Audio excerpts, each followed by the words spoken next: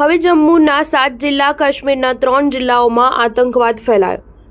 જમ્મુ કાશ્મીરમાં નજીકના સમયમાં વિધાનસભા ચૂંટણી યોજાવાની છે, ત્યારે છેલ્લા કેટલાક સમયમાં કાશ્મીરના બદલે હવે જમ્મુમાં આતંકી હુમલાઓનું પ્રમાણ વધી ગયું છે.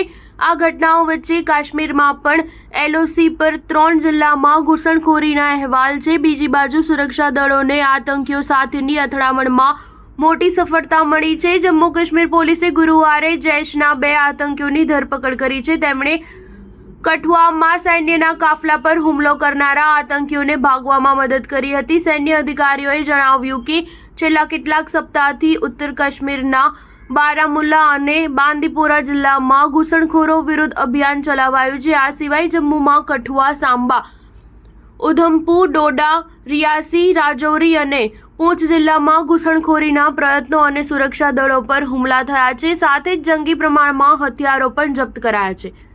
આ ઘટનાક્રમ વચ્ચે જમ્મુ કાશ્મીરના ઉપરાજ્યપાલ મનોજ સિન્હાએ કહ્યું કે કેટલાક લોકો કેન્દ્ર શાસિત પ્રદેશમાં શાંતિને પચાવી શકતા નથી. જો કે તેમણે આશ્વાસન આપ્યું કે કેટલાક મહિનામાં સ્થિતિ સામાન્ય થઈ જશે. બીજી બાજુ જમ્મુ કાશ્મીરમાં સુરક્ષા દળોએ જૈશ-એ-મોહમ્મદના 2 આતંકીઓની ધરપકડ કરી હતી. આ આતંકીઓએ 8 જુલાઈએ કઠુઆના બદનોટા ગામમાં સૈન્યના કાફલા પર હુમલો કરનારા આતંકીઓને ભોજન અને હોટસ્પોટ કનેક્શન પૂરા પાડ્યા હતા. વધુમાં તેમણે આ હુમલા પછી આતંકીઓને ભાગવામાં મદદ કરી હતી. કઠુઆમાં આતંકીઓના હુમલામાં એક JCO સહિત 5 જવાન શહીદ થયા હતા. જમ્મુ કાશ્મીરમાં આતંકીઓના ઘૂસણખોરીના પ્રયત્નો વચ્ચે સુરક્ષા દળોએ આંતરરાષ્ટ્રીય સરહદે સાંબમાં અંડરગ્રાઉન્ડ અને સરહદ પારની સુરંગો શોધવાનું અભિયાન શરૂ કર્યું છે. પોલીસે જણાવ્યું કે સુરક્ષા દળના જવાનોએ આંતરરાષ્ટ્રીય સરહદે જંગલ વિસ્તારમાં ટનલો શોધવા માટે